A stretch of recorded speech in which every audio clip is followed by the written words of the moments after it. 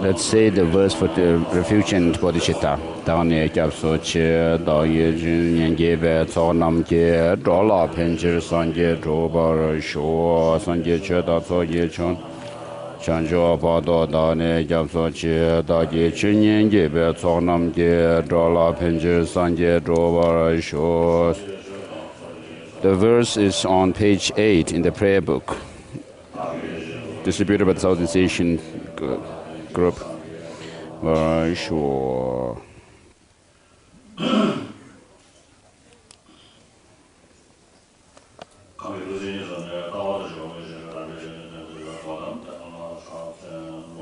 I pay homage to the Gautama, who out of his compassion gave the holy teaching to dispel, to rid us of all wrong views.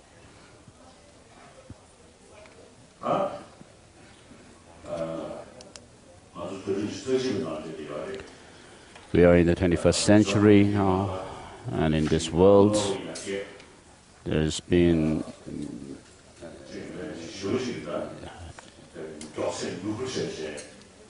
very high, swift, fast advancement in material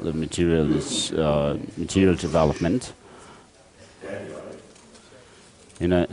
However, the poor people still remain poor.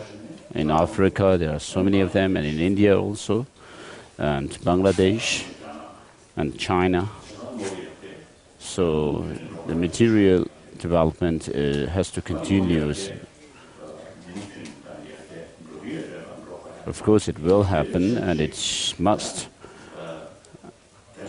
And together with it, these days, in the highly materially developed countries, where people have all the necessities of life, external. However, despite all the necessary things in life, necessities in life, they have lots of fear, suspicion, jealousy, and so forth, and are very unhappy mentally. So all these highly materially developed in these countries, many people are paying attention to how to find the inner peace of mind. And then scientifically, in medical science, people are doing their best to working to have good health, and there are many suicide cases amongst youngsters these days, and therefore neuroscientists, neuroscience is now getting deeper understanding of the brain, and therefore they find that our emotions have the connection with all the brain structure as well. And therefore neuroscientists are giving a training of mind to people and finding that through the training of minds there is a change in the brain as well. And so this is something new that they're finding. And therefore mind, which is seen as mechanical byproduct of the brain, has changed these days. And so it seems that they have an idea that the mind is slightly different from the brain. And so there's new understanding of the brain, the mind. So it is clearly seen that material development alone cannot bring peace of mind and happiness to people. And therefore, people are paying more attention, putting effort in moral ethics and how to develop the mind. And otherwise, when people are only focused on material development, development alone, then they don't get the idea of moral ethics and honesty and justice. So these have to be understood on the basis or in relation to the mind. So these cannot be understood merely on the basis of the material world. Because of focusing too much on the material world, people are indulging in corruption. And so while there is much material development, there is so much corruption as well.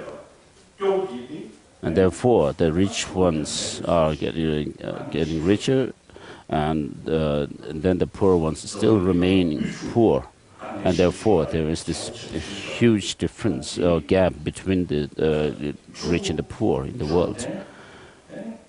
The rich ones, the billionaires, are getting increasing in number, while the poor people are still remaining poor.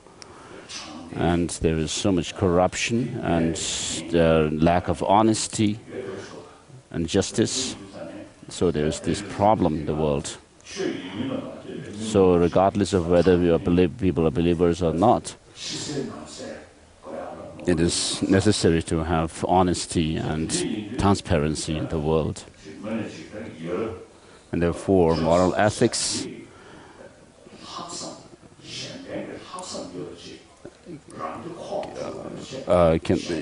without having any selfish motive, but sincerely dedicated to the well-being of others. We should do that, and with this, then there would be in the world, there would be friendship, amity between people, in the families and so forth. If you only have selfish motive, then there is more dishonesty, immorality, bullying others, and exploiting others. So moral ethics is, regardless of whether you're a believer or not, it is very important. Moral ethics is very important.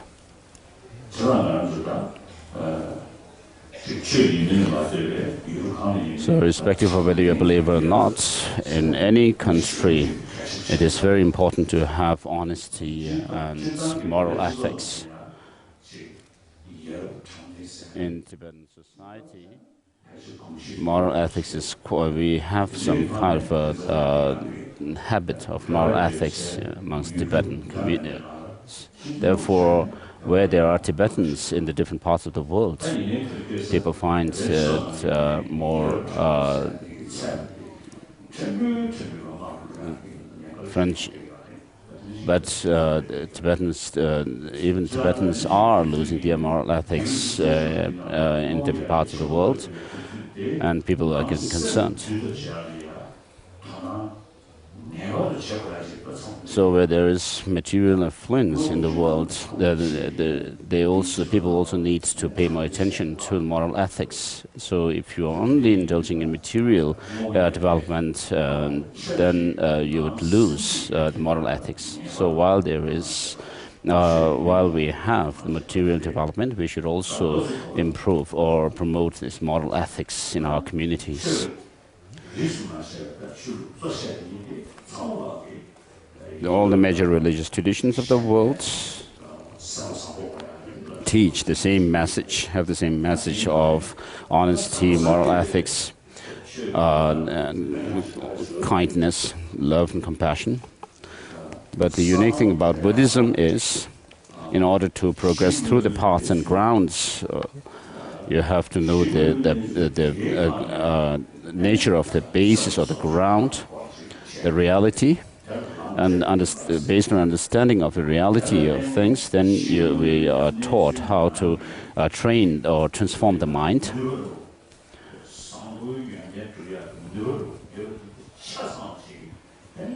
So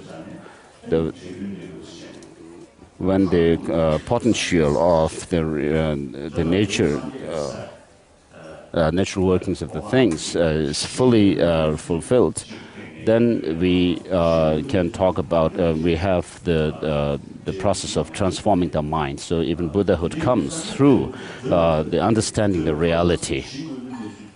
And then the practices that you apply in the path while you train yourself on the path also are based on the reality. And therefore, the teaching of the Buddha is to transform our mind. In order to do that, you have to know what the mind is, and what are the means by which you can transform your mind, and how the changes in the mind take place. You have to know these very precisely, thoroughly. And therefore, in the Buddhist scriptures, there's so much information on Buddhist, on psychology, on the workings of the mind. And therefore, these days, the modern scientists take lots of information from the Indian tradition in general about psychology and the workings of the mind, and not when you're only talking about praying and devotion alone, then there's not much need to describe or explain about the mind workings of it. Especially when we talk about shamatha and vipassana, and then in relation to tantra, the different subtleties of the mind, division of the mind into the gross and subtle levels and so forth. There's so much information that the people take from these Buddhist traditions. So through the transformation of the mind, Buddhism teaches how to make your mind more and more clean and purified, and then reach Buddhahood. And therefore, in the Heart Sutra, there is this mantra, Tatyatha, which means it is thus. And Gate means to go, or go. It's like an imperative case. Gate means go, or proceed. And paragati means go, proceed beyond, proceed to the other side, which shows that the path of seeing. And parasamgati means proceed perfectly to the other shore, which shows refers to the path of meditation. So the first two mantras, Gate refers to the path of accumulation and the path of preparation or application, respectively. So this is tea, blessing for the tea.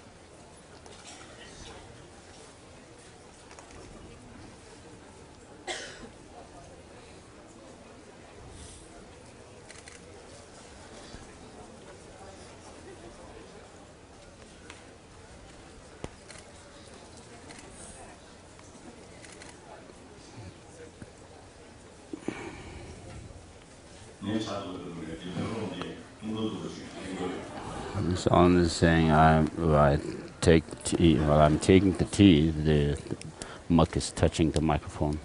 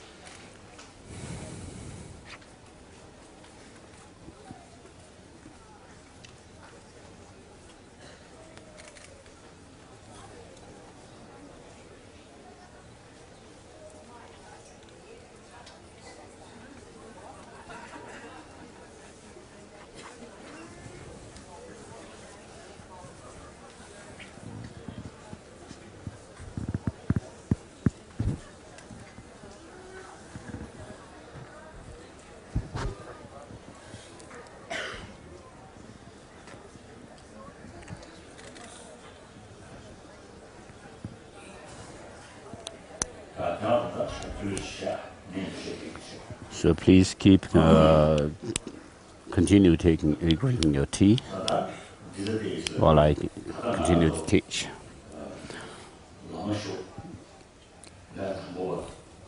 So regarding the mantra of the Heart Sutra, where it says it is thus, what is being said is that from this time or this time onwards, while we are yet still ordinary beings, we have lots of sufferings and which are rooted in ignorance, not knowing.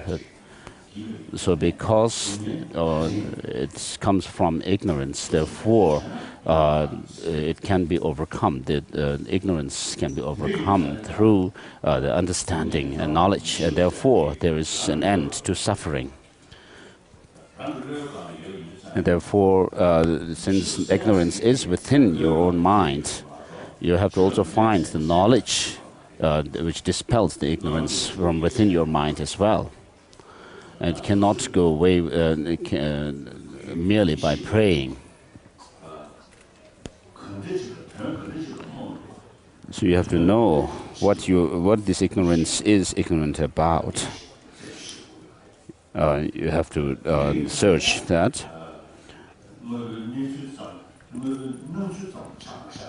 So you cannot just stay in the appearance of the things at the appearance level, but you have to go into the how things actually exist.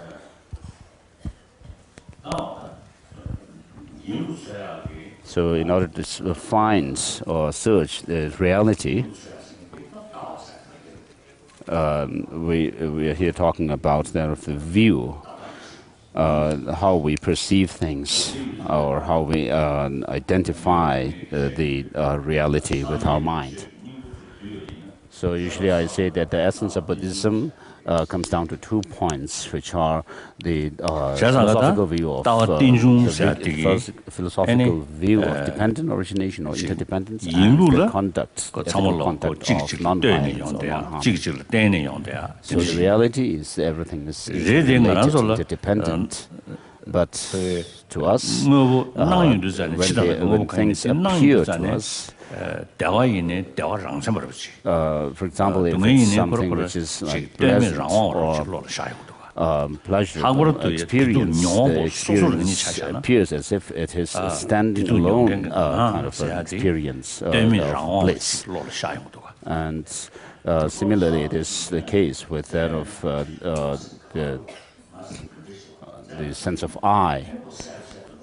But when you search for this I, whether it exists where it is, then you will not be able to find the way it appears to you, the I, as it appears to you.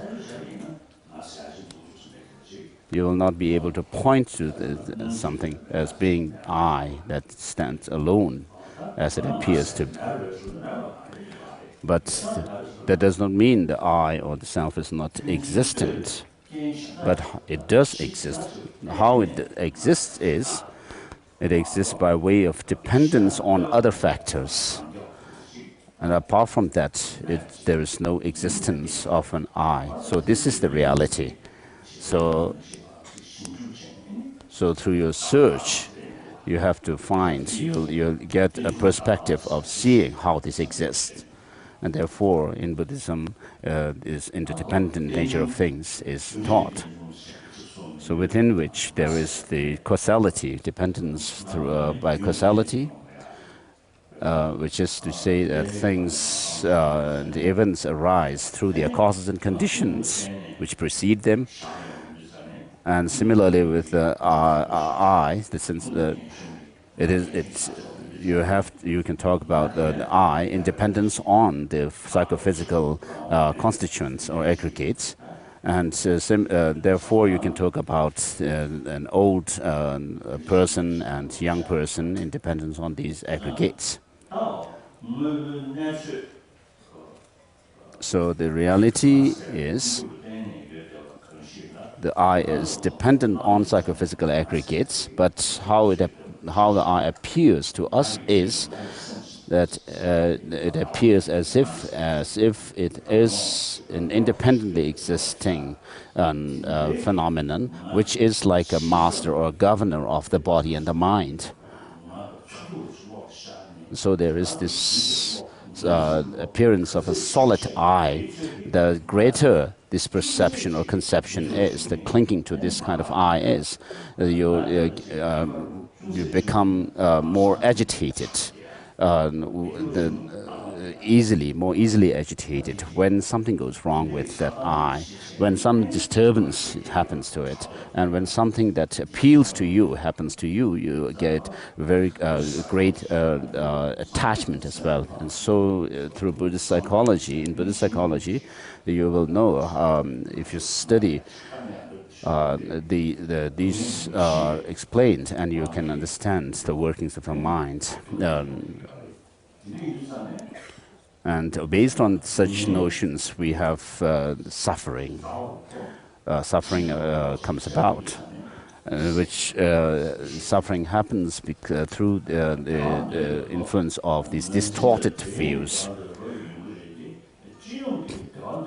Generally, of course, we have the sense of wishing or wanting happiness. Of course, when you have the sense or the desire, there is, of course, a desire of wanting happiness, which looks at happiness as if it is something independent. But all the senses of I that we have, or this bliss experiences or pleasurable experiences, are not to be posited as independently existent. But when you are able to overcome this suffering, and you gain a certain great amount of satisfaction, with deep satisfaction in heart, then there is a certain amount of the happiness that you draw. So when we talk about the bliss of nirvana, it's not just we are not just talking in terms of some kind of a sensation or feeling.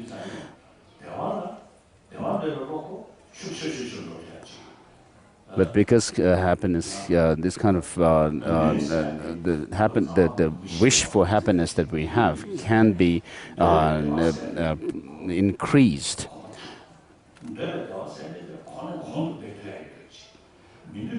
So this wish for happiness can be increased higher and higher, and the wish to overcome suffering also can increase. So we do not need to use logic or reasoning to prove that we want happiness and we do not want suffering.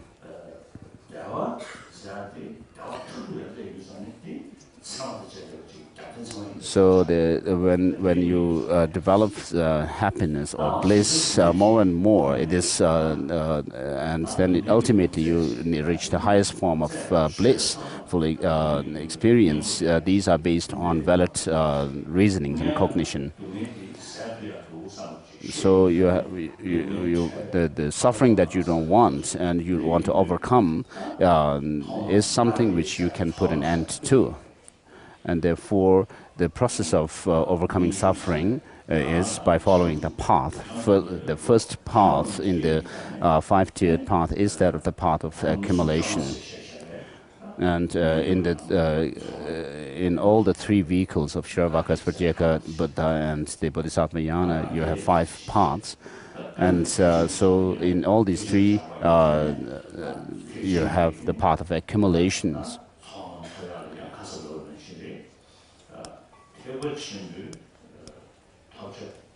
So the Mahayana, the final goal of Mahayana is that of the complete enlightenment or Buddhahood. And you have this wish to reach that or to achieve that kind of enlightenment. Once you have the moment you develop this uncontrived wish or aspiration for Buddhahood, that is the path of accumulation of a Bodhisattva path or Mahayana path. And then this increases further and further, develops and then so that is the first gadi. And then when you reach the point where you develop understanding or deep insight into emptiness through meditation, then you reach the second gadi part, which is the part of preparation, part of preparation. And then as you progress further through this path of preparation and you develop less and less duality of perception and reach that part of seeing finally, where you develop non-duality, you reach the paragati, which is part of seeing. And then still further when you develop you are able to overcome certain amount of negativities from your mind. And then from the path of meditation, Parasamgati, referred by Parasamgati mantra, you are in the path of meditation and you start overcoming those of the delusions. And finally, with the help of the 10th ground of Bodhisattva,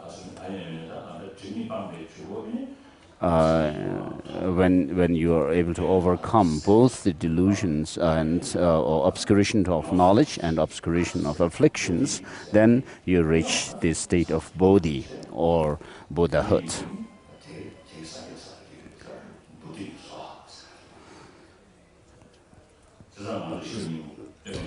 So when you recite Bodhi's, the mantra of Heart Sutra, you have to, you should get the idea of how you progress through the path, beginning with the path of accumulation through to the path of normal learning or Buddhahood. So whatever action you do, you have to first know the goal of why you are going to do that. And without knowing the goal, otherwise it would be like, without knowing the goal, then you would just be engaging in certain actions and projects and so forth without really being able to fulfill anything. And so if you know the goal and then you know the process that leads to that, then you'll be able to see what you can fulfill. In the past, people followed the Silk Route and from China to other countries, and it may be taking, in those days, they may have taken months and months. And so in order for them to reach their destination, those travelers must know where they were going and then know the path, the route to that. And so we have the goal of enlightenment and then the means which leads to that, which are the path of accumulation, path of preparation, and the path of seeing and path of meditation and so forth. So you have to know all this. So from this level onwards, while we are still not on the path, and what we should also know what are the different factors, what are the different conditions and conducive factors that we have to gather to progress along the path. And for that you have to know the reality of the basis, and on the basis of which you develop the path which leads to the goal. And therefore, when the Buddha taught the Four Noble Truths, first of all, he taught about the reality of things.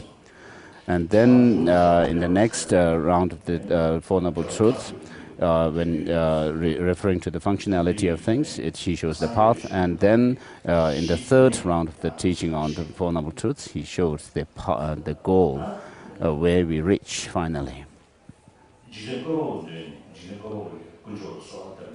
On the other hand, those who believe in created God, how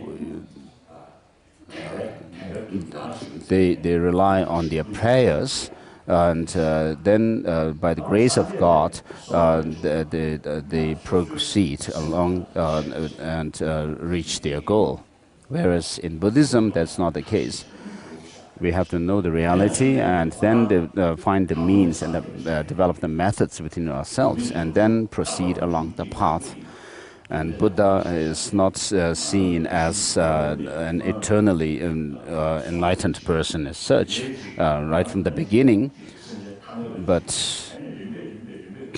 in the beginning, the Buddha himself was an ordinary person like ourselves. And then by developing a path within himself and proceeding along this path, and he reached the final goal of enlightenment. It is also referred in the Pali tradition and also in the Mahayana tradition. And so Buddha engaged in accumulation of merit and purification of negativities over 3 countless eons and so forth. So our goal, the final goal, is that of Buddhahood.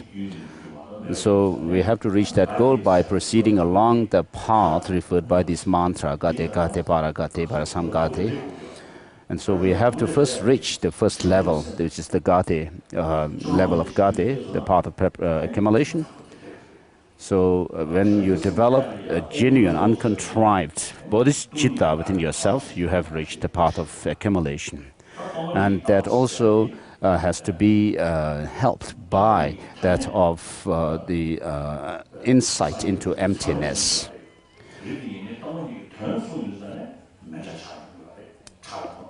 So although the different philosophical traditions teach the emptiness, but when it comes to really understanding and explaining emptiness precisely, then it is done so by Nagarjuna and so forth. And this is also taught in the Heart Sutra, for example, where it says all the 5 aggregates, even the 5 aggregates, should be seen as being empty of inherent existence. So in the Chinese translation of the Heart Sutra, the term even is missing, whereas it is there in the Tibetan. And in Sanskrit also, the original Sanskrit also, the term even is there. So what this signifies was this particular word even signifies is that not only that the person who is designated on the basis of the psychophysical aggregates cannot be found, and if you search for it, there is no, you cannot find a true identity of that person. Not only that, but even the aggregates, the psychophysical aggregates, which are the basis for the designation of the person, are empty of any in true identity. So the term even has that kind of significance. And then in the Heart Sutra, it says form is empty, emptiness is form. Form is not other than emptiness, emptiness is also not other than form. But it doesn't mean that the form is not there at all. Because if it's not there at all, then you cannot talk about emptiness of the form. So if there is no form, feeling, and so forth, then we cannot make these divisions of the 5 aggregates as well. In the past, there were 2 Amdoas in Tibet, and one of them could recite Heart Sutra by heart, the other could not. And so the one who could recite it was reciting it, and then when he was reciting, there's no eye, no ear, no nose, and so forth. The other who didn't know Heart Sutra was listening to him and said, "You don't have to say all this, and you can only say there's no head."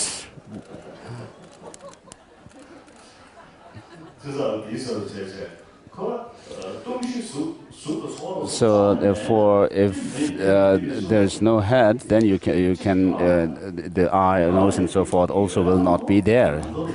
So similarly, if there is no form and so forth, then we can, if there is no form as such at all, then we cannot talk about emptiness of the form. Whereas because there is form, we can talk about emptiness. What we are talking about here is that emptiness, by emptiness, what is meant is that the form and sound and so forth do not have any self-defined characteristic or independent existence. And so in the Perfection of Wisdom Sutras, you find the mention of emptiness on the basis of these different things, like form, sound, and so forth.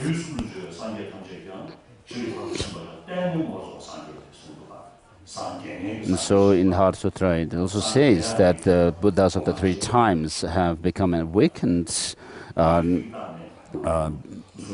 dependence on this understanding of the perfection of wisdom. So this shows that things are not non-existent at all.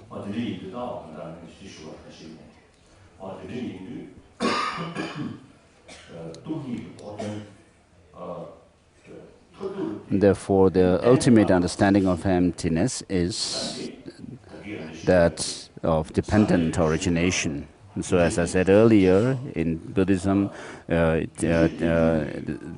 law of causality is taught, and if you think carefully, closely, it is even the animals are aware that the fruits come from their causes,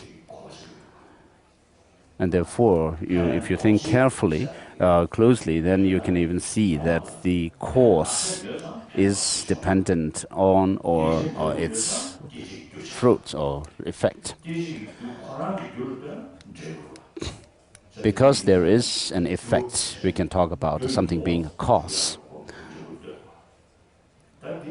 And therefore, something to have the name of cause is dependent on its fruit or effect. And therefore, the identity of a cause is something gains the identity of a cause in relation to its effects. And therefore, everything is dependent on something else. An agent, an actor, the action, and what is acted upon and so forth are interdependent. And you cannot have any independent cause and effect and so forth. And therefore, the Heart Sutra says form is empty. The emptiness, which is the property, and the form, which is the subject of the property, are of same identity.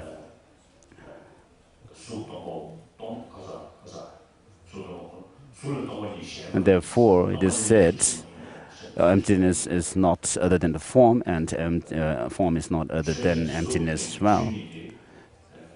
So, the mere absence of independent existence of the form is that of the emptiness of the form.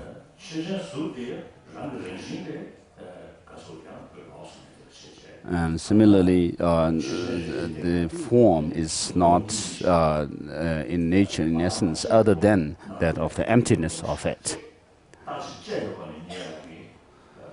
So there are two levels of understanding. One is the conventional level, and then the other is the ultimate level.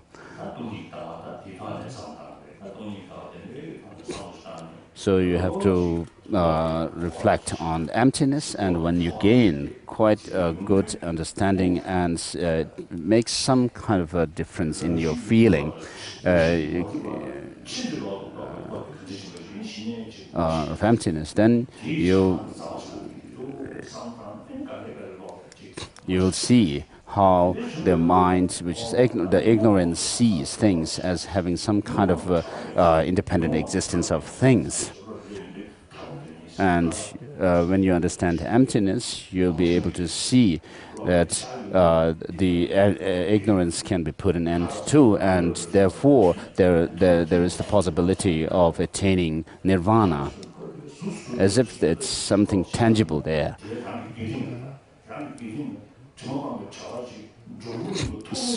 So when you see this fact that there's a possibility of attaining nirvana within your mind stream, then you will have the aspiration to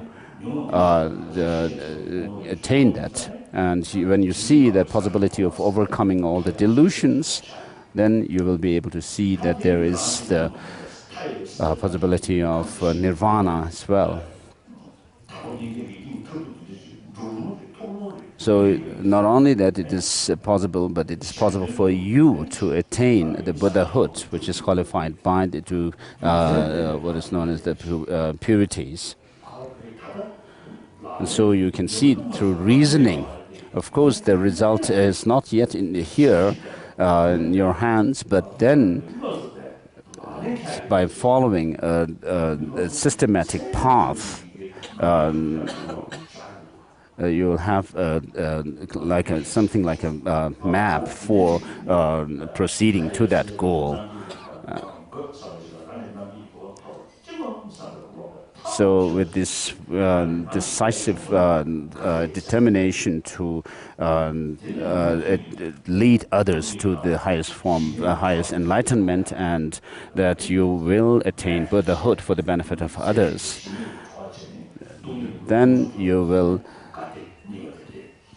when you have this genuine contrite bodhicitta, you reach the path of accumulation.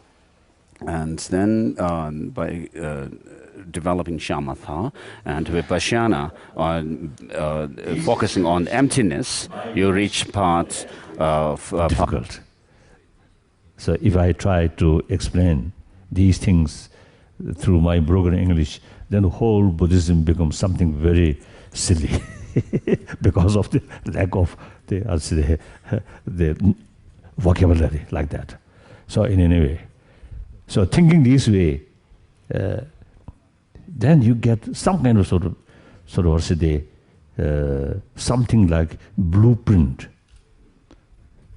From this level, we can improve through improvement of our sort of experience and the knowledge. Then we can develop step by step, and finally enlightenment. Do you feel something like that?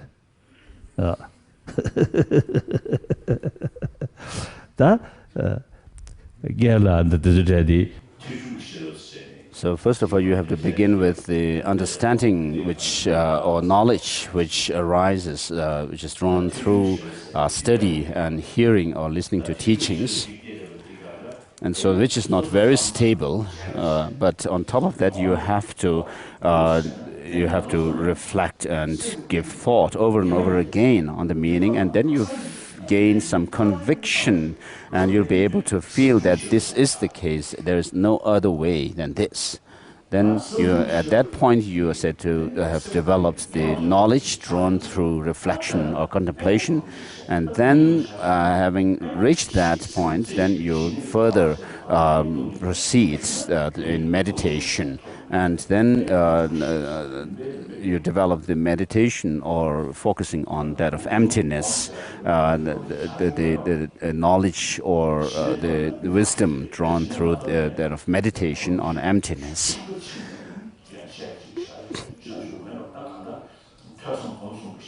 So these three knowledges which are drawn through study, reflection and meditation are necessary for us to develop. Even in the case of secular subjects, we can talk about these three. So when you study something, first of all, you develop knowledge drawn through hearing or study, and then next you use that knowledge to further reflect on it, and then you develop the knowledge or wisdom drawn through reflection, and then finally you put that into practice and meditation. You develop the wisdom drawn through meditation. And so in this way, you, in terms of the Dharma, you develop shamatha, and on the basis of that, you develop vipassana, both focusing on meditation, emptiness.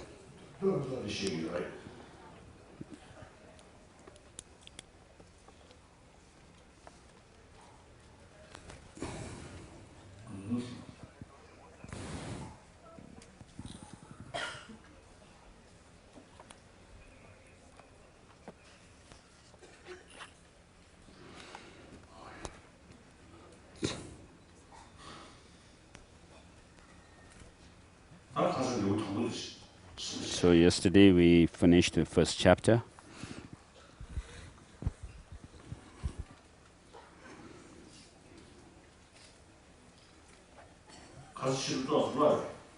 Did you read the text here last night?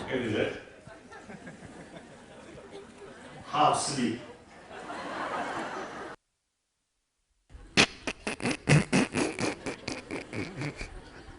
So sometimes you say,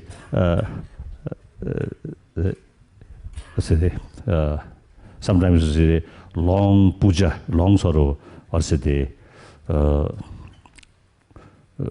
sort of spiritual sort of, or say prayer meeting. Some people say eventually sleep, and then you say head, you say touch like that.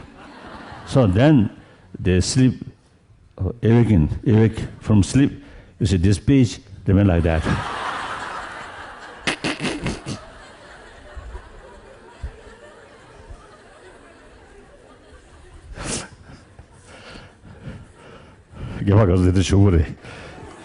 This has happened, His Holiness is saying, one time.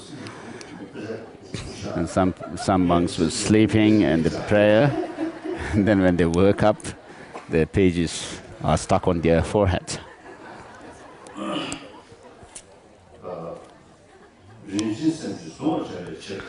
The first verse, 7th chapter, closure of wrongdoing. So reflecting on the benefit of bodhicitta, then on the one hand, you mainly go over and reflect or think over and over about bodhicitta in your daily life, so that you acquaint your mind with bodhicitta.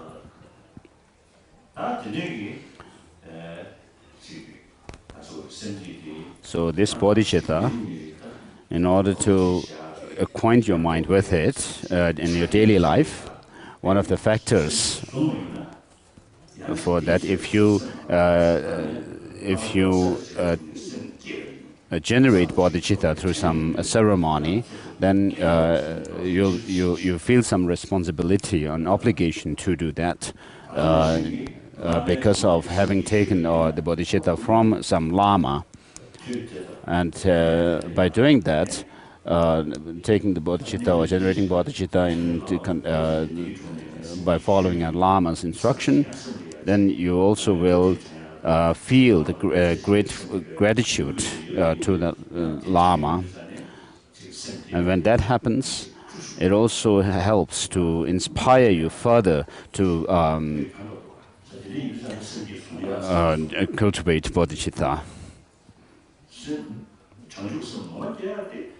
So the actual development of bodhicitta within you can happen through years and years of acquaintance and meditation on bodhicitta.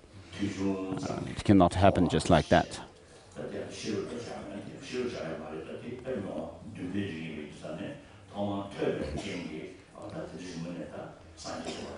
So first of all, you develop this wish to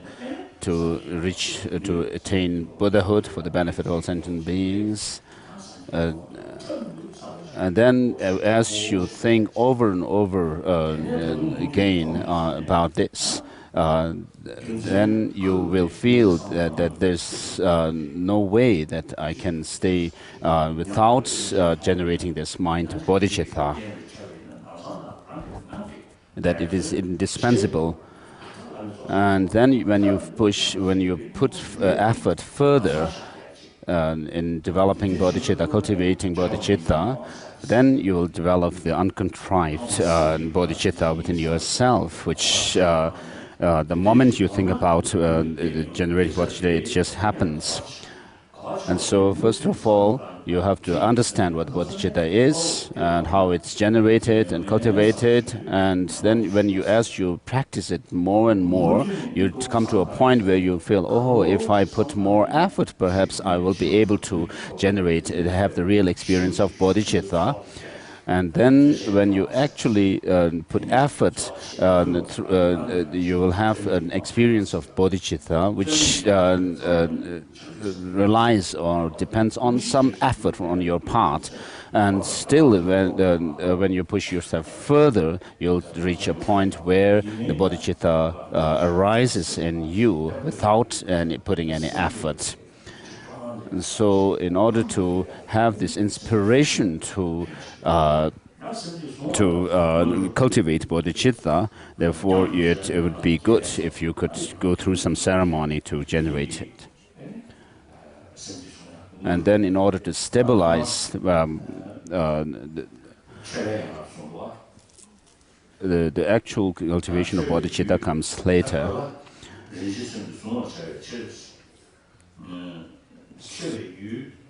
In order to seize the precious mind, I offer now to the Tathagata show this shows the purpose of generating bodhicitta. And the first verse shows those to whom you are making offering to. And so with regard to the offerings, there are those which are owned by others, beings, and there are those which are not owned or possessed by anybody. Verse number 2, flowers and fruits, whatever kind of medicine, jewels exist in the world, and whatever clean, refreshing waters, likewise gem and crusted mountains. Now verse number 3.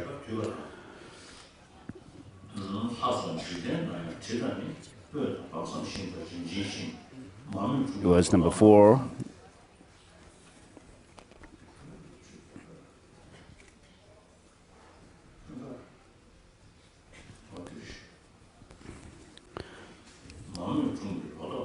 Uncultivated harvest and all ornaments that are worthy of being offered. Verse number 5.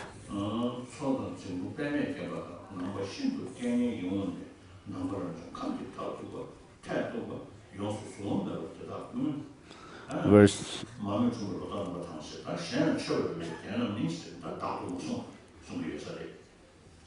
and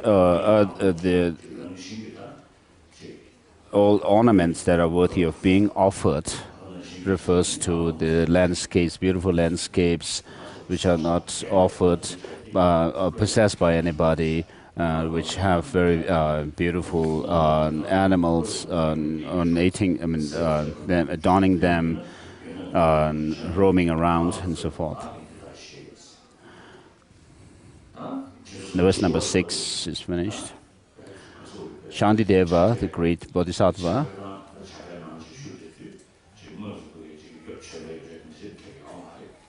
who had nothing really to offer in material terms, is saying, having no merit, I am destitute, verse number 7, and I have no other gifts to offer.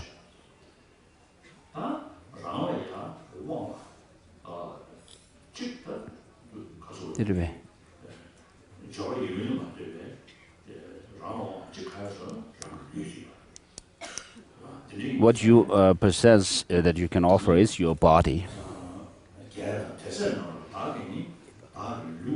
Verse number 8.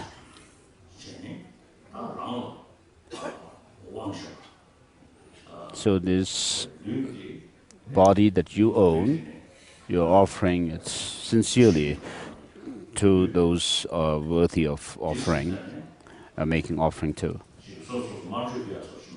But it does not mean we are practicing some kind of a sacrifice, sacrificial offering.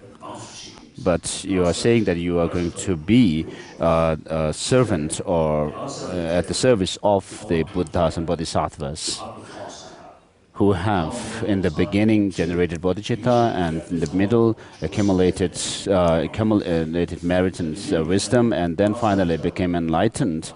And so they are dedicated to the well-being of others.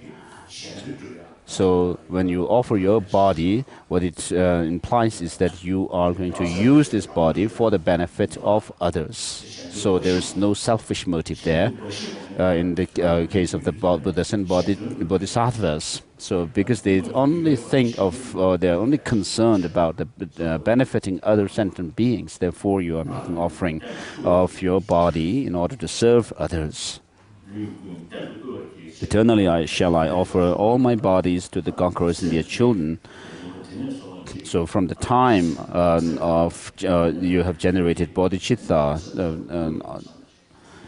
you think of making offering yourself to the Buddhas.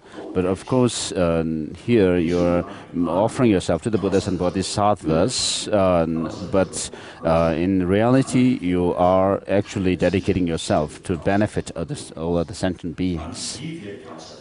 So, therefore, you can offer your body, speech, and mind to the Buddhas and Bodhisattvas in order to serve sentient beings who are infinite like the space. So these three things that you own. Otherwise, when you offer things which are not possessed by anybody, but other things that doesn't, you don't cannot take much credit. But here you have a credit. And so when you say my body and speech and mind are for you, these are owned by you now, the Buddhas and Bodhisattvas. Even in the case of Christianity or Islam, the sincere practitioners, when they totally submit themselves to the God, their God or Allah, and the selfish motive is reduced. And so this is similar here also. Please accept me. Verse number 8, you supreme heroes, respectfully shall I be your subject.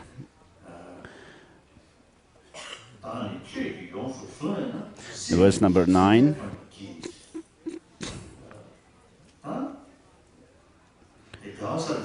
So first two lines. Having offered your body, speech, and mind to the Buddhas and Bodhisattvas, and having become their subjects, you are saying that you are dedicating yourself to serve all sentient beings. I shall benefit all with no fear of conditioned existence. So selfish motive, selfish thinking has not much impact on you, or not much benefit. But when you say you offer, you dedicate yourself for the benefit of others, it's really something.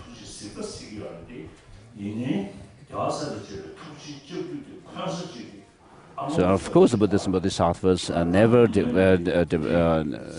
lack compassion towards us, but in order for their compassionate hook to hook on us, we should have the ring on which their hook can actually hook on. So the ring that we can have is this the sense of offering oneself as subject. So until the end of samsara, there's nothing you can think about but to serve other sentient beings. It will come later on, where it talks about may I become sustenance for all living beings, like the elements of water and so forth, and may all the may all the positive things that I have help others and so forth. Verse number 10. So hence, having become the subject of the Buddhas and Bodhisattvas, the Buddhas and Bodhisattvas who are only thinking of helping others and not harming anyone at any time.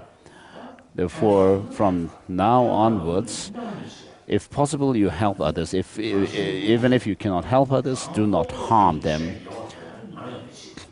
And the main thing is here not being selfish, driven selfishly. Of course, you have to fulfill your goals, your own aims and so forth, but do not have this extreme self-centered attitude.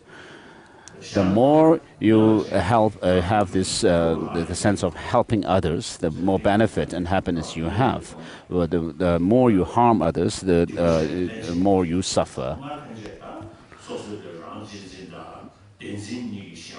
So until now, we have been under the sway of self-centered attitude and the grasping at true existence. So all the misdeeds that we have committed until now, through being under the sway of these two, are confessed. So I shall perfectly transcend my previous transgressions, and in the future shall commit no more, it says. So verse number 10.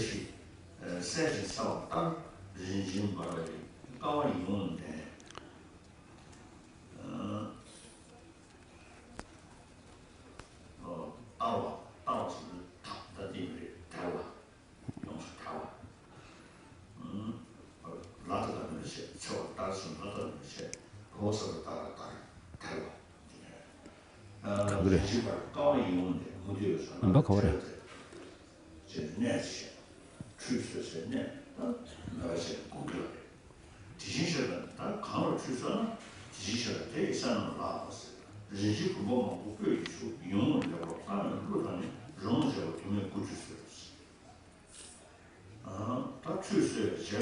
So having bathed the Buddhas and Bodhisattvas, which is referred in verse number 11.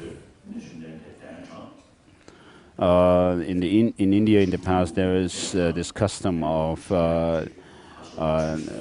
having your guests at your home, and when they reach your home, you have the custom of giving them water to clean themselves, or so. This kind of tradition is enacted in this prayer.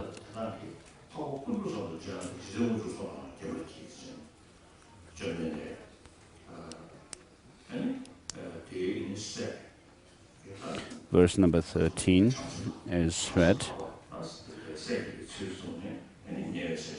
So the mention of Samandabhadra, Manjushri, Avalokiteshvara, and all the others refer to the 5 other close Bodhisattva disciples of the Buddha. Verse number 14.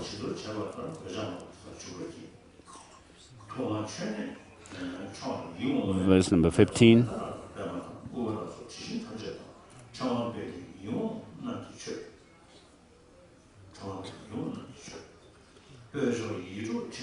(16)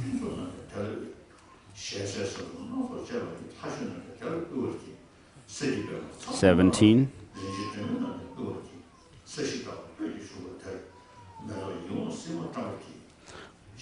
18.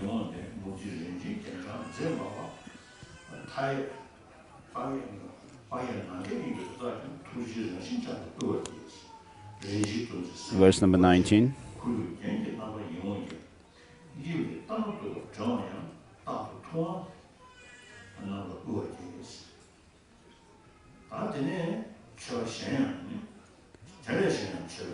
Verse number 20 shows other offerings, 20 onwards.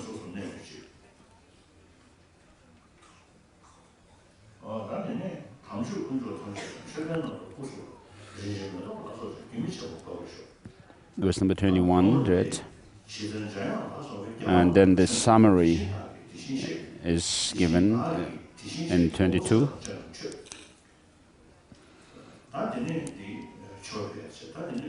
So that finishes offering, and next is praise.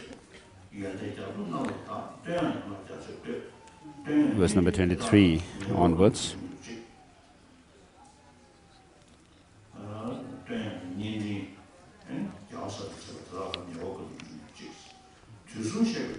Verse number 24.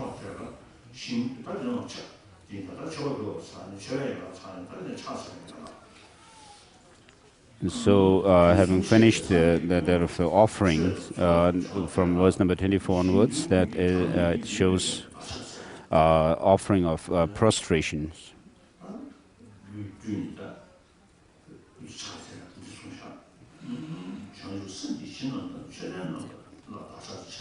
Verse number 25.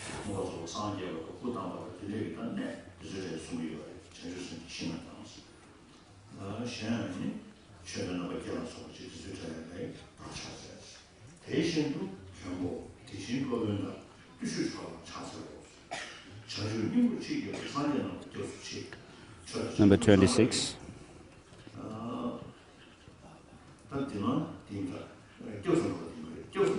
Verse number 26 onwards shows that of taking refuge.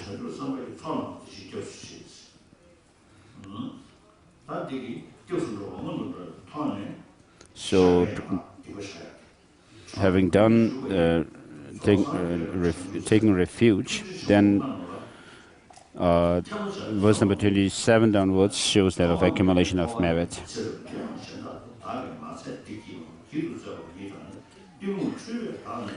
Verse number 28.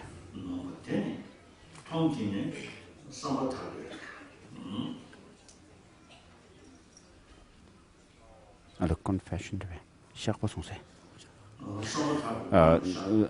From verse number 27 onwards, it's confession. I'm sorry.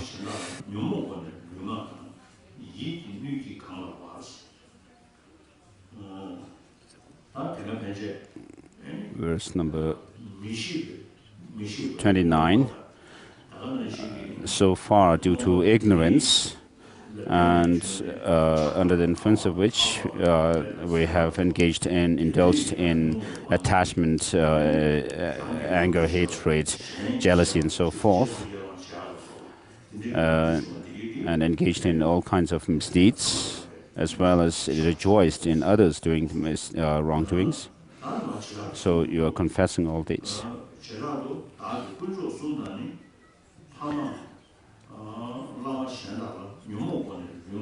Verse number 30, and in particular, you are confessing the misdeeds in relation to the spiritual masters, parents, and so forth.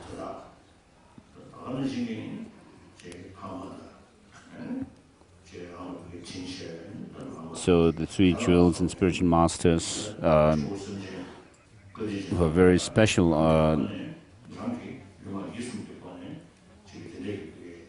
and the parents who are kind to you. And because of being under the sway of the self-centered attitude and that of the self-cherishing attitude and perceiving things to have some independent existence, you are stained by all these misdeeds. You are confessing them. And then verse number 31, that shows the reason why you should confess and purify these negative actions.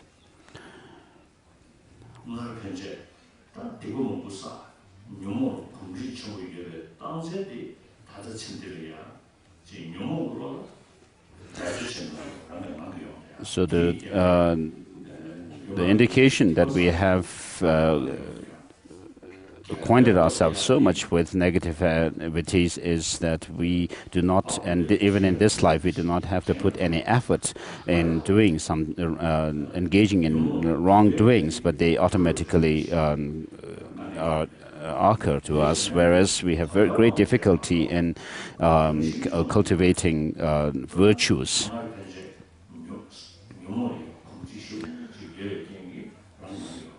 So because of our habituation with the negative thoughts and emotions, they happen to us rather automatically without putting any effort. So this body and mind, the contaminated body and mind that we have are the results of our delusions and karma. So the bodies of the Buddhas are not called the uncontaminated bodies, and the bodies of the Bodhisattvas on the pure grounds are also not called bodies of the contaminated bodies, but because our bodies is the result of our delusions and karma, they are called contaminated. And so this body that we have biologically is the biological body that we have is the result of our delusions and karma from the past. So we can see the difference in the same children of the same family. Some are more kind and gentle and so forth. Others are have other tendencies. So the difference in their mind, of course, cannot be. It's very difficult to explain the difference in their mind and experiences on the basis of the gene alone. So even twins of the same family, of course, they have certain genetic influences, but then they have difference in terms of one having greater amount of negativities and the other less. And so these are indications of past habituation with these negative thoughts and emotions. And so we have this notion that half of our experiences come biologically and the half from our mind.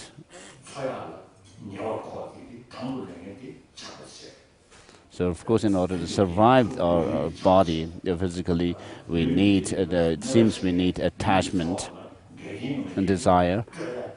And then in order to avoid the unconducive conditions or obstacles which obstruct us from having pleasurable experiences, seem to have some relation to this biological body.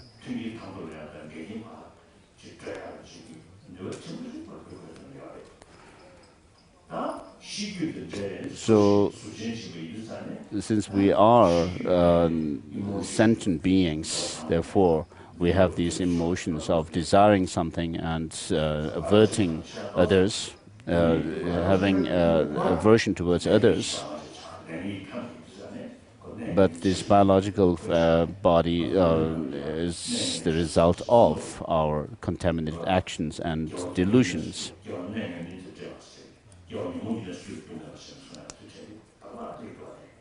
And so the birth itself that we have taken is under the influence of these contaminated actions and delusions.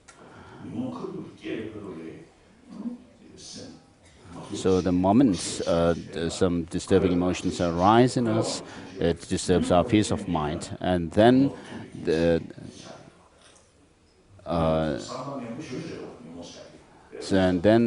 disturbs our health as well, and so it is an evil thing, like an evil person.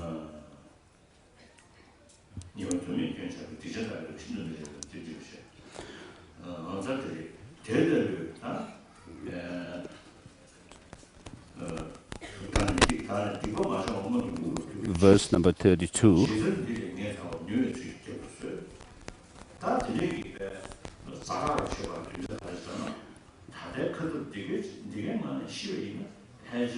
So why is there urgency to confess our misdeeds? Is if we were to die with full of negativities in us, still remaining, then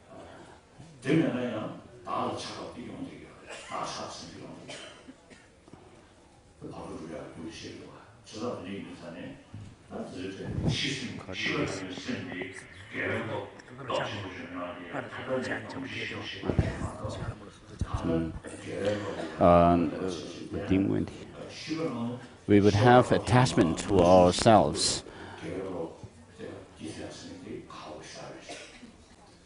So if you don't acquaint your mind from now on with virtuous practices, virtuous thoughts, then it's going to be difficult for us to have virtuous thought at the time of death. So if you are acquainted with the virtuous thoughts while you are still alive and healthy, then that can help at the time of death to think about virtues.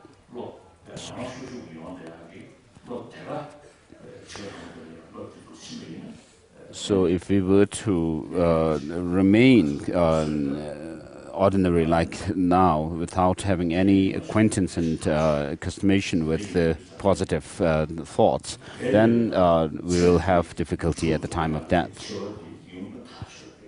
So of course death is certain to come, but it's not certain when it will come. You cannot say, perhaps you can say tomorrow I will not die tomorrow, maybe for 90%. But the remaining 1% or 10%, you cannot say you are sure that you're not going to die. You may say, perhaps I may not die tomorrow, but you cannot say for certain that you're not going to die tomorrow. So at the time of death, your wealth will not pay help, it's clear. And similarly,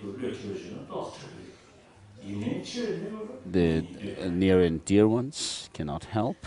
Of course, they are better than the wealth, but even they cannot help at the time of death.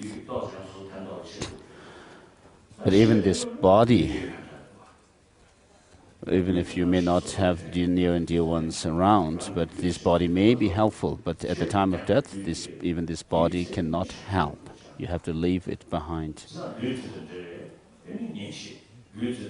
So all the near and dear ones and the wealth that you own and you had have to be left behind when you die.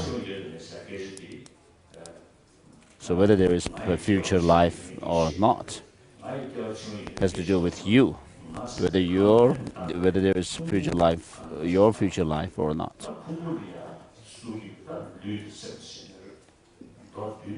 To search into this, you have to look at the body and the mind. Both have degrees of subtlety, the gross and subtle.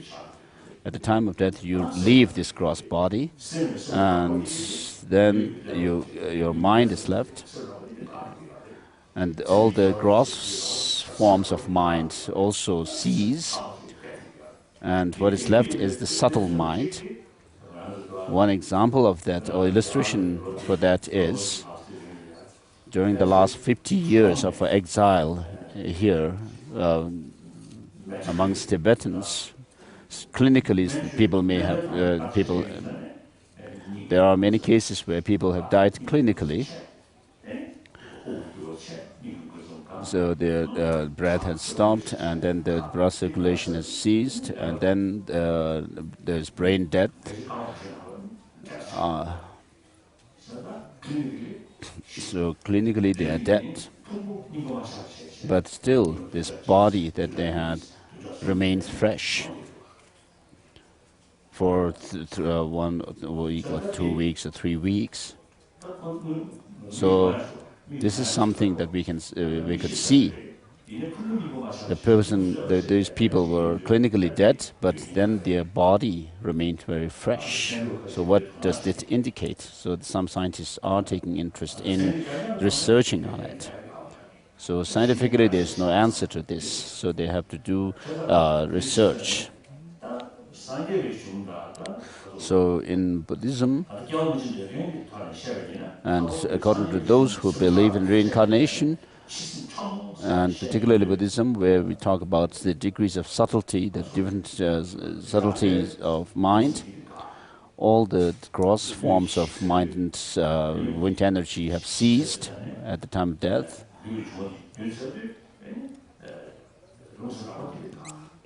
So all the elements, the bodily elements have dissolved, and still there is the subtle mind.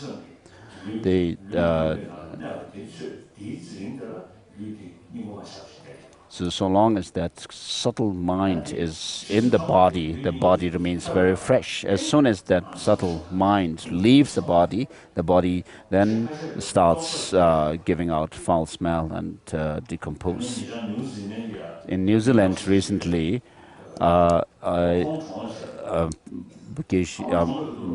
monk, one friend had died, and when he died, he was sitting in this meditation,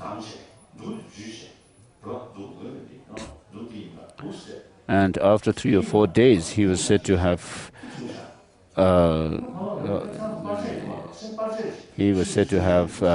seen holding one of his fingers. So clinically, he died 3 or 4 days ago in this meditation posture. But then, after 3 or 4 days, he was holding one of his fingers with with the other hand, either the ring finger or something. But they didn't take any picture. So usually in the hospitals, the doctors don't allow, the authorities don't allow the dead bodies to be kept in the hospital. But then the doctors and authorities there also checked the body, and it was the dead body has somehow moved, made some move, because the person was said to have seen holding one finger in one hand. And so scientifically there's no explanation for this, but it can be explained only on the basis of the subtle mind.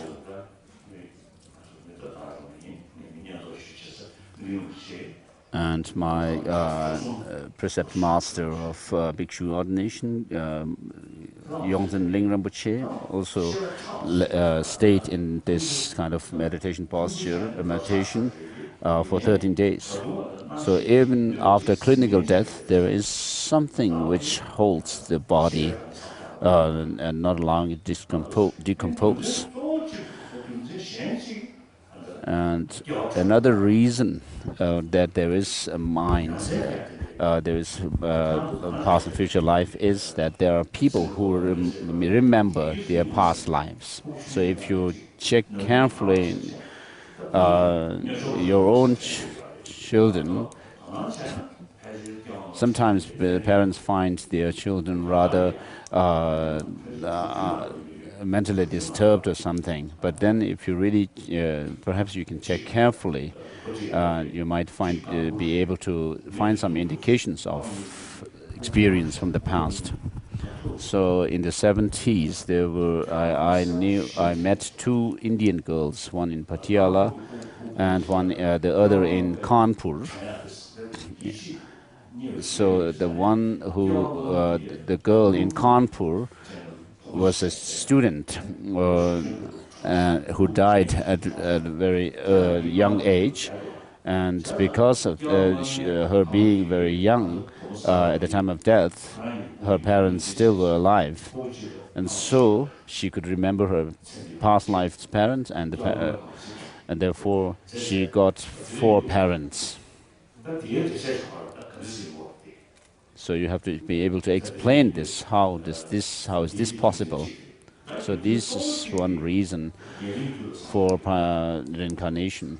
The main reason is on the basis of you can explain it on the basis of the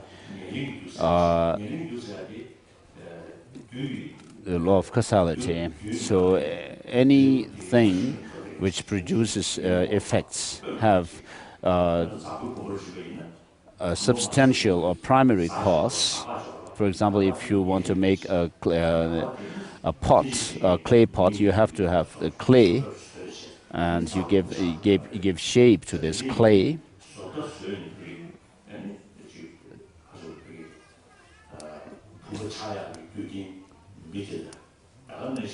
So similarly, you have a certain substantial cause for. So in order to make a clay pot, you have to have the clay as the substantial cause, and then there is also have to have the person who makes the pot, and then you also have to have the wheel or the machine that makes it, which are the cooperative conditions. And similarly, in the case of flowers, you have to have the seed, and which is helped as the substantial cause, and then which is also helped by the manure, fertilizer, and sunlight, and so forth, as cooperative conditions.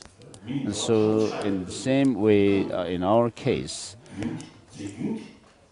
our body comes from our parents, and if you were to check further into the substantial cause of the body of your parents, you can find they come from their parents, and then this can be traced back to the four elements. And then the elements also come from their particles.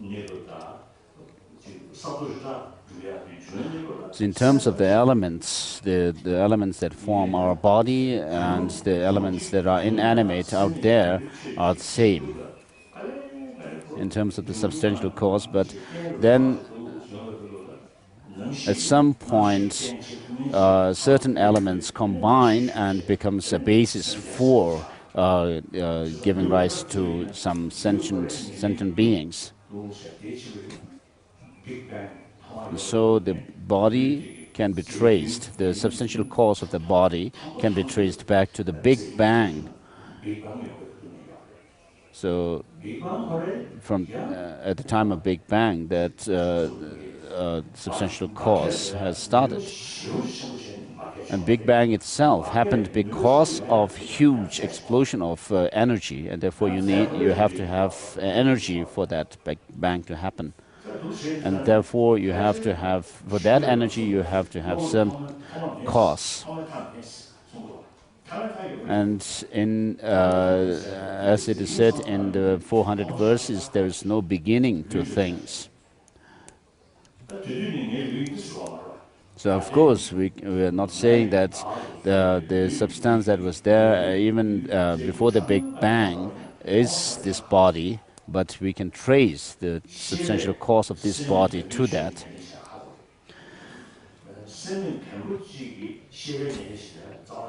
So inanimate things cannot be substantial cause for the mind.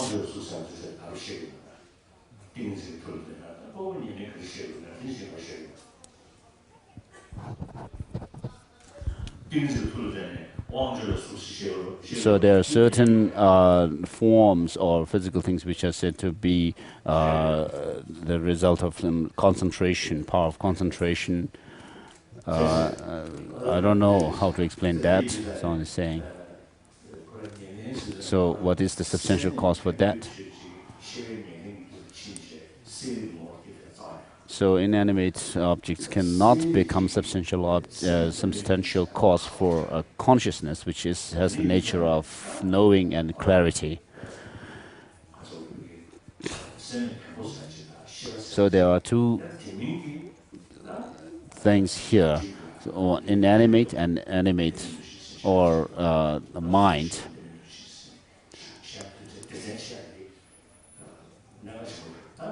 So within the things which are called functional things, we make division into the matter, mind, and then certain things which are called non-associated compositional factors.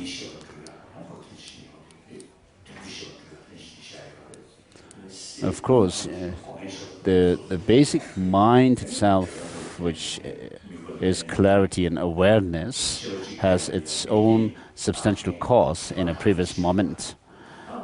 when it comes to talking about the mind of a human person and and the mind of animals or dogs and so forth, of course there are certain cooperative conditions by which we make these distinctions, but the basic mind itself comes from the mind itself, a previous moment. For example, in the case of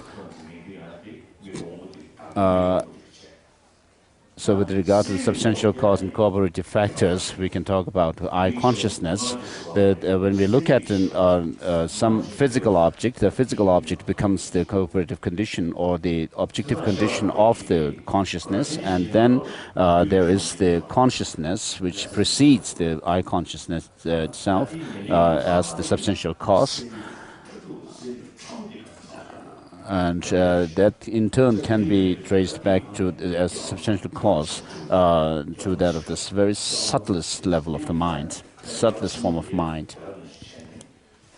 And so on the basis of this subtle mind, we can talk about the mind coming from the past to the present, and present the mind from this life continuing into the future.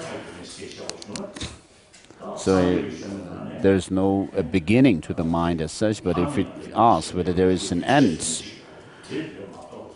and there is one sub-school within the Vaibhashika who say that mind, there is an end to the mind. Apart from that, all the other Buddhist philosophical schools say that there is no end to that basic mind. So people who say there is no past and future lives do not have any reason or to prove that, but they only say they can only say that they insist on it.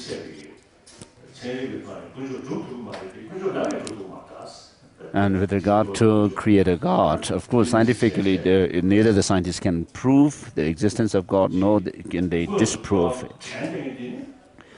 Whereas there are many people who there's no need to prove that there is past and future life for those who remember their past lives. But sometimes people say because they do not see them, the past and future lives, they say there is no past and future life. But around 1955-56, there was I think someone has mentioned some Chinese name.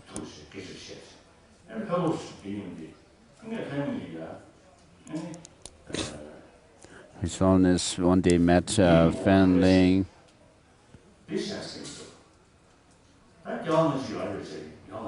Asked him if there is past and future life. He said no. And what is the reason? And he said, I cannot see it. And then I asked, if something existed, is it necessary that you have to see it? He said, no.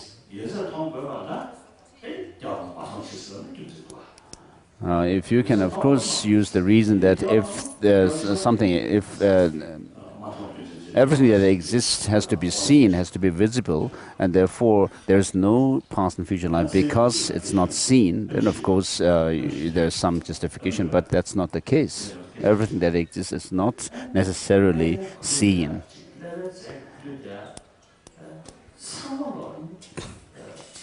And to a scientist I asked this question, that every movement in the brain any kind of emotion or thought, is it necessary that that there has to be some movement in the brain first?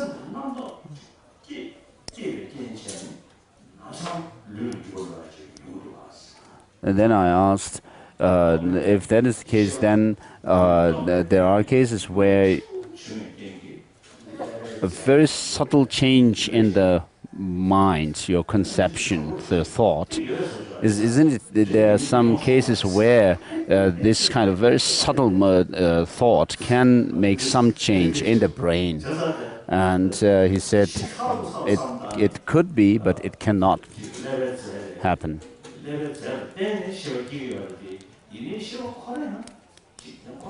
So of course, certain states of mind come or are produced based on the brain, but then through the training of the mind, like meditation on mindfulness and so forth, there are cases that people see that some changes are going on in the brain as well. And therefore, it shows that there is something which is not physical, which is there, which makes some difference in the brain. And so it's very clear that it comes from its causes and conditions, that it has its continuity. And therefore, through this kind of reasoning, we can see it's quite reasonable and justifiable that there is past and future lives. So for those of theistic religion, of course, they do not need to bother about past and future lives as such, because this life itself is created by God. So for them, we are the son of the God, and therefore we can feel it helps in having trust and devotion to the God, but therefore they can say that there's no past life for us. But after death, they are buried in a coffin, and then at the time of the final judgment, those who have done evil are said to be sent to evil, and those who have done virtue are sent up to heaven. So in that case, for both in both the cases, of course, those who reach heaven, if they live forever, it's very good. But for those who live forever in heaven, that's not so nice, it seems. So perhaps this question does not arise in them, that there is no past and end to and beginning to the life. And at one time in Italy, I met one Christian practitioner. I asked him about these things, and he said, we don't have such precise and very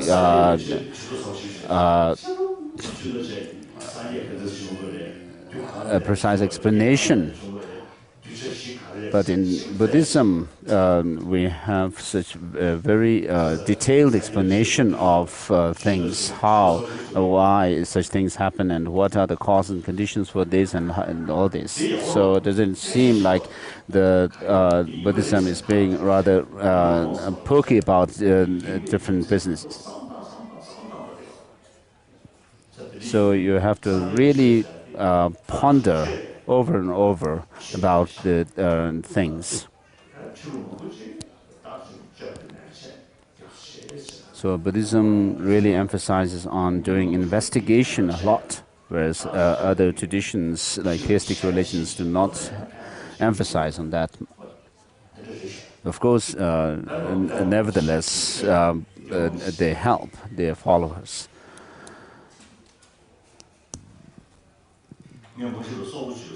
I had a Mongolian friend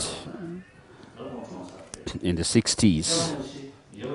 We talked about, I asked him whether there is past and future lives, and he said, I cannot say for sure, but I feel more comfortable believing in the past and future lives.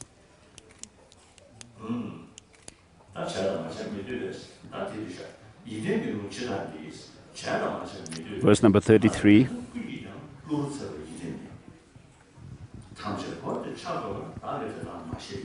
Verse number 34.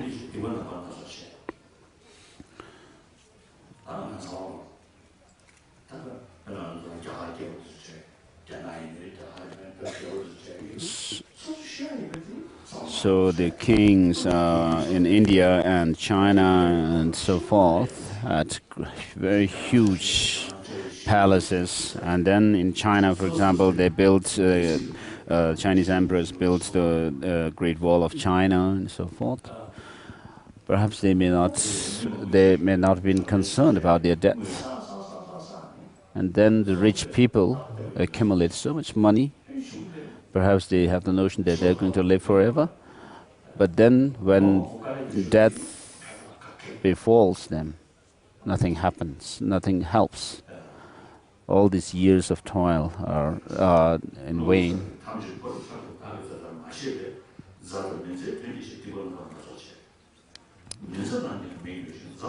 35.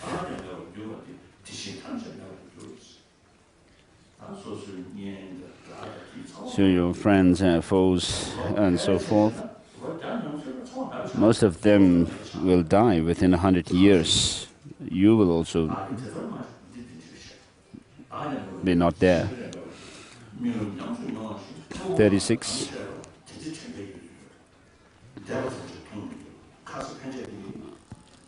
37. So what has happened until today is just memory.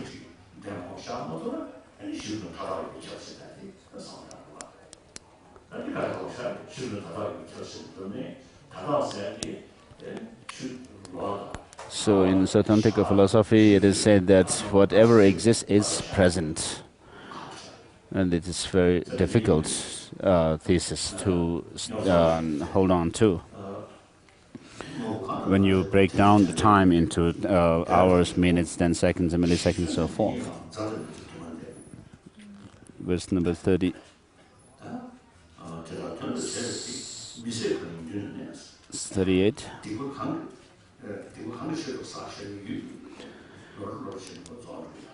So those in relation to whom you have accumulated lots of non-virtues, they year by year their numbers decrease.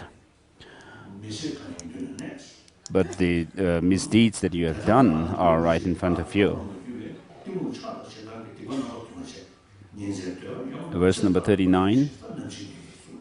So it shows that uncertainty of death. When the time of uncertainty of death.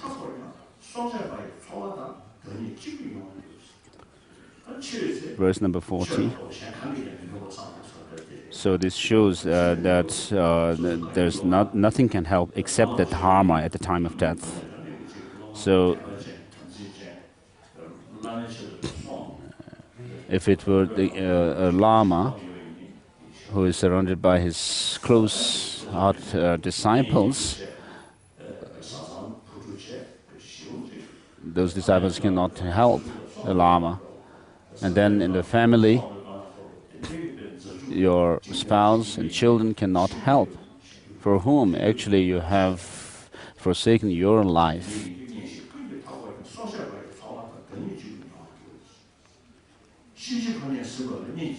Word number 41.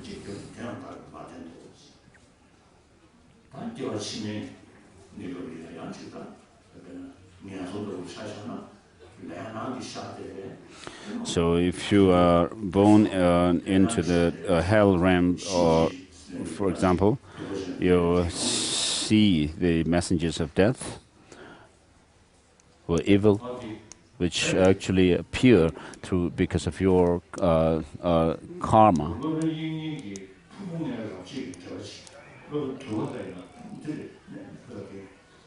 One of the texts by Vasubandhu, about the 5 aggregates, has a commentary by Stiramati. It says that the messengers of the Lord of Death are sometimes real beings.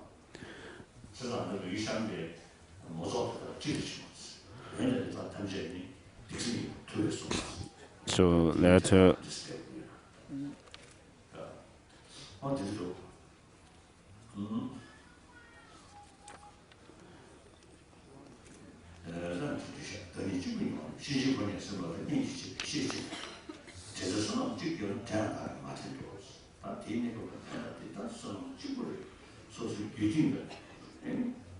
So at the time of death, the merit or the virtue that you have created within yourself is the only thing that can help you, nothing else.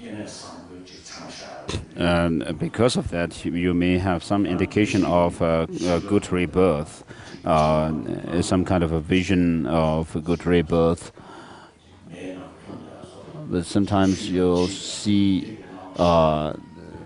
you have visions of seeing yourself falling into a pit of fire and or water and so forth, and therefore you cry out in anguish.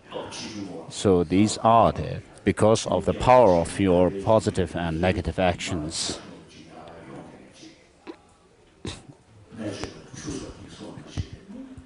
So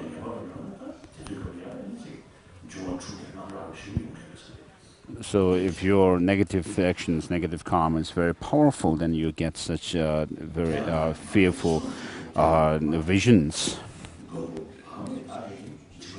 42.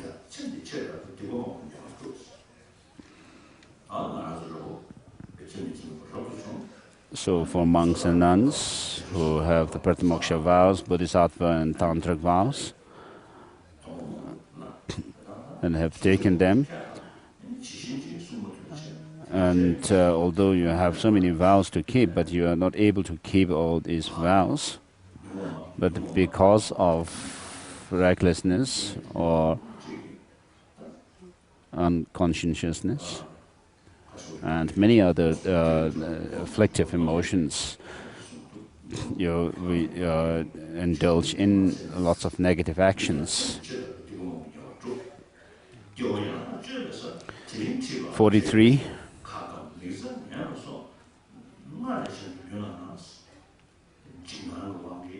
So because of fear and anxiety, the face, this change in your face, expression.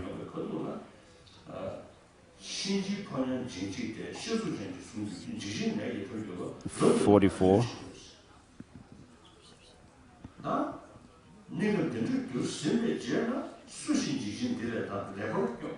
$45.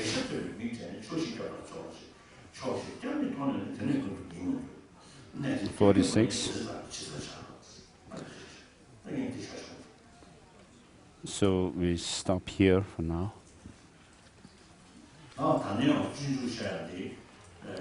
So the teaching on this text, we have not decided to plan to finish this text in 2-3 days, but we will continue the teaching in the next years as well. And therefore, tomorrow morning, as I usually do, we'll have the ceremony for generation of bodhicitta.